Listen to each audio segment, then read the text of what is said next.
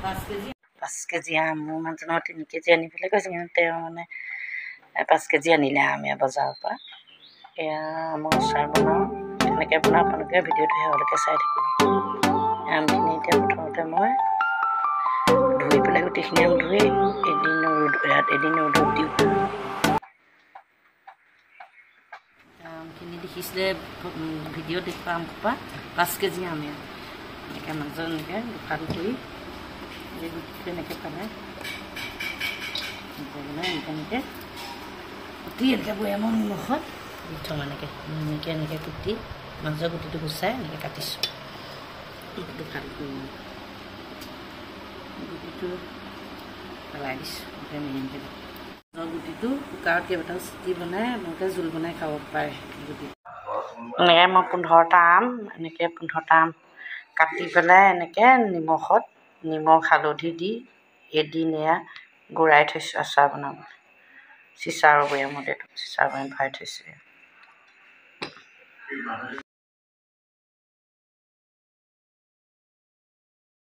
এনেকৈ ধুই ভাল এনেকৈ চফাকৈ এনেকৈ ধুই এয়া এনেকৈ মিলিছোঁ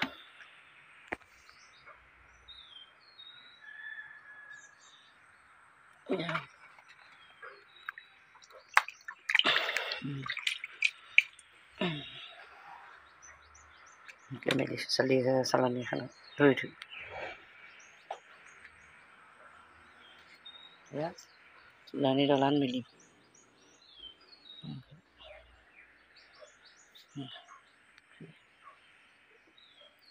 5 কেজি আম এনেকৈ আমখিনি ধুই ল'লে কেতিয়াও নেগেলে মোৰ পদ্ধতিবোৰকে সকলে বনাই চাবচোন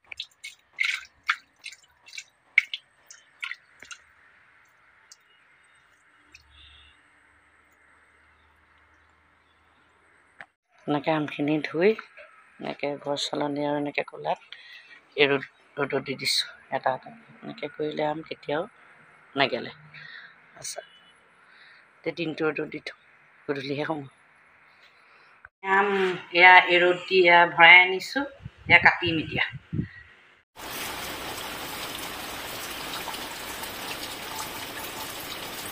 বনাবলৈ লৈছোঁ এতিয়া পিঁয়াজটো প্ৰথমে ভালদৰে বাকলিখিনি গুচাই লৈ সৰু সৰুকৈ কাটি ল'ম আৰু বেচন ইউজ কৰিম ইয়াৰ লগত এয়া বেচন দিলোঁ জোখ অনুসৰি আৰু এয়া বেকিং পাউডাৰ আৰু এয়া হালধি দিয়া হ'ল এতিয়া ভালকৈ নিমখ দি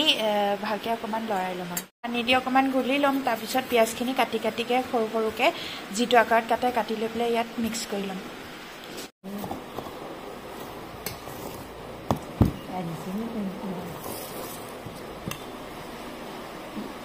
হ'ল নাই আৰু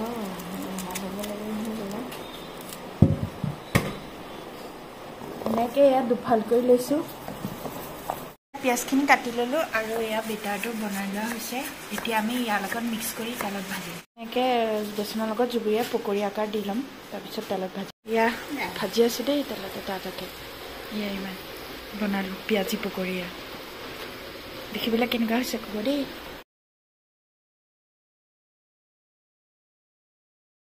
যিয়ে গধূলি ৰ'দ দি পেলাই আমখিনি কাটিছোঁ এয়া নিমখ দি এদিনৰ কাৰণে তিয়াই থৈছোঁ নিমখ দিয়া এডোখৰ শুকুৱালোঁ এই বাকলি চাইডটো বাকলিটো এনেকৈ দিব লাগে তলে দিব তেতিয়া পানীখিনি শুকাই যায় চিচাৰৰ বৈয়ামত বৈয়াম হৈছে এইটো আগৰ দিনৰ বৈয়াম আপোনালোকৰ কাৰ ঘৰত আছে বাৰু জনাবচোন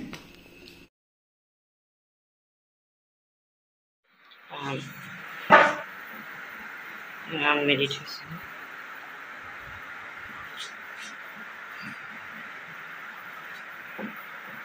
আমৰ এতিয়া আচাৰ বনাম ভিডিঅ'টো প্ৰথমবাৰ হ'লে চাই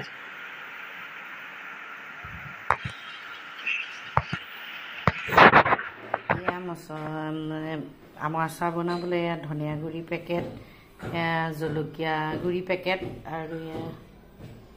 জিৰা আনি লৈছোঁ মছলা বনাবলৈ এতিয়া আপোনালোকে চাই থাকক মই কেনেকৈ আচাৰ বনাওঁ বতৰটো বেয়া কাৰণে কিছুমান আম আৰু ভালকৈ চোকা ৰ'দ তাত শুকাবলৈ দিছোঁ এতিয়া আধাখিনিহে বনাম কমখিনি বনাওঁ সৰহভাগে আৰু দাইছোঁ পাছত বনাম চাই থাকক মই কেনেকৈ আচাৰ বনাওঁ ভিডিঅ'টো আপোনালোকে শেহলৈকে চাই থাকক চাবলৈ এই সৰিয়হখিনি লৈছোঁ এয়া বগা সৰিয়হ ইয়াত মানে ভিনেগাৰ সৰিয়হখিনি পানীত নিতিয়াব পানীত তিয়ালে ভাল নহয় এই সৰিয়হখিনি ভিনেগাৰতে তিয়াই এইখিনি মই এতিয়া মিক্সিত পিচিলোঁ এয়া চব গুটি ভজা চব এয়া কালজিৰা এইখিনি তেলত দি মিঠাই ভাজি লওঁ এইখিনি সৰিয়হ ভিনেগাৰত যে তিয়াই দিছোঁ এইখিনি সৰিয়হখিনি মিক্সিত পিচিছোঁ এইখিনি ভাজি জিৰা ধনিয়া দি আমৰ আচাৰ বনাওঁ কেনেকৈ বনাওঁ চাই থাকক এয়া আমাৰ বাহিৰ দাংবডি এইখিনি আৰু এইখিনি তিয়হ লাগিছে গেছত দিছোঁ গৰম বুলি দিছোঁ এয়া তেল দিছোঁ কেৰাহীত মই বৰ বেছি তেল ইউজ নকৰোঁ কমকৈহে বনাম সেইকাৰণে কম তেল দিছোঁ ইয়াত তেল পকোতে ইয়াত তেলতে পাঁচফোৰণ দিছোঁ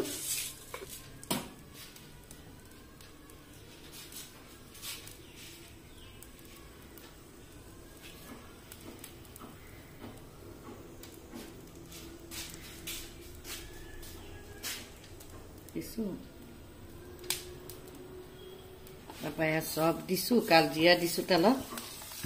এনেকৈ 100% গেৰাণ্টি দেই এনেকৈ বনালে আপোনালোকৰ কেতিয়াও আমৰ আচাৰ নেগেলে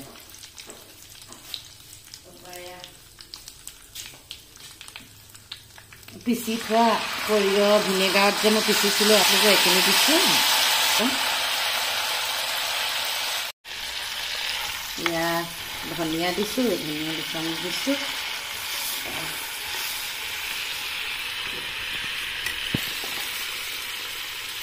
এয়া জিৰা দিছোঁ জিৰা দুচামুচ দিছোঁ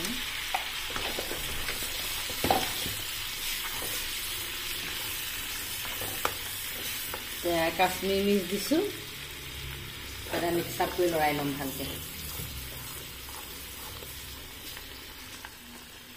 এয়া হালধি এচামুচ দিছোঁ ইয়াত লৰাই লওঁ ভালকৈ তাৰপৰা ইয়াত এতিয়া আমৰ আচাৰখিনি গেছটো খালি চিমত কৰি ল'ব এইখিনি আমখিনি ইয়াত দি ভালকৈ মিক্স আপ কৰি ল'ম ইয়াত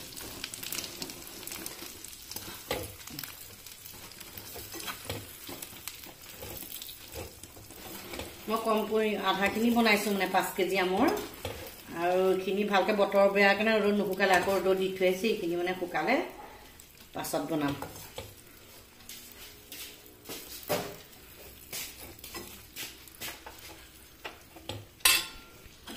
লো ফ্লেমত ৰাখি এনেকৈ মিক্স আপ কৰি লৰাই দিছোঁ এনেকৈ ইয়াত মই জলকীয়া কেইটামান দিম আৰু বাৰীত লাগিছে জলকীয়া তাই জলকীয়া অলপ দিম মানে থাকিব আপোনালোকে এনেকৈ ভালকৈ মিক্স আপ কৰি এনেকৈ লৰাই দিব নিমখটো চাই ল'ব দেই আগতে মানে ভিজাওঁতে দিয়া আছে নহয় কিমানটো নিমখটো পৰিমাণটো চাইহে নিমখ দিব ইয়াত ঘৰত বি জলকীয়া আচাৰ বনাই থৈছোঁ তাৰে জ্বলা খাবলৈ তাৰে জল দিছোঁ মানে দৈ দিছোঁ জ্বলা আচাৰ বনাবলৈ গ্লাছৰ 2টা বটল আনিছোঁ স্মাৰ্ট বজাৰতে পাব আপোনালোকে দেই এইটো কিনি ল'ব বেছি দাম নহয় 218 টকা MRP আমি এইটো অফাৰ দিছে এইটো তাৰমানে এটাত 109 টকাকৈ পৰিছে 2টা টোটেল 218 টকা স্মাৰ্ট বজাৰতে পাব এইটো এটা গ্লাছৰ বটল মই এতিয়া ইয়াত আমৰ আচাৰ ভৰাম এই চিচাৰৰ বটল 2টা অফাৰ দিছে 109 টকা দেই 2টা মই এতিয়া কেৰাহীত চেঁচা হ'বলৈ থৈ দিছিলোঁ এতিয়া এইখিনি গ্লাছৰ বজাৰত কালি অনা ইয়াত গ্লাছৰ মানে ইয়াত থ'লে ভাল আৰু গ্লাছৰ বটলত ভৰাই থৈছোঁ 100% গেৰাণ্টি দিছোঁ দেই এনেকৈ বনালে আমৰ আচাৰ কেতিয়াও গেলি নাযায় আপোনালোকৰ মোৰ পদ্ধতিত এবাৰ বনাই চাবচোন যিখিনিয়ে বনোৱা নাই আজিলৈকে মোৰ ধৰণে এনেকৈ এবাৰ ট্ৰাই কৰি চাব পাৰে এনেকৈ বনাই